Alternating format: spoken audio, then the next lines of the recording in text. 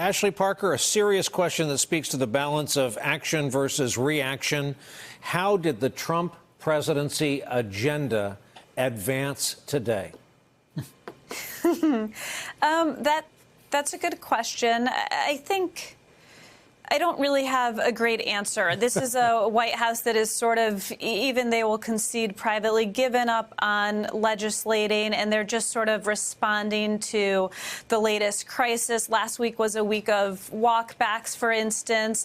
Sort of yesterday, the all capital letters tweet on Iran changed the subject. I guess there's a world in which, and a theory among some close to the president, where they believe that that was a deliberate distraction.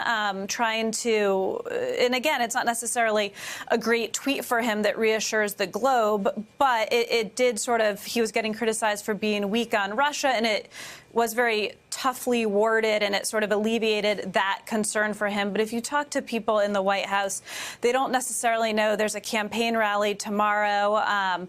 Or a rally tomorrow. They don't necessarily know what the president is going to say or what is going to happen. And so the legislative agenda, or just the agenda in general, to answer your question, sort of gets advanced with the passage of time, but not necessarily with a strategy underlying any of that. That was a terrific answer, in fact. Hey there, I'm Chris Hayes from MSNBC. Thanks for watching MSNBC on YouTube. If you want to keep up to date with the videos we're putting out, you can click subscribe just below me, or click over on this list to see lots of other great videos.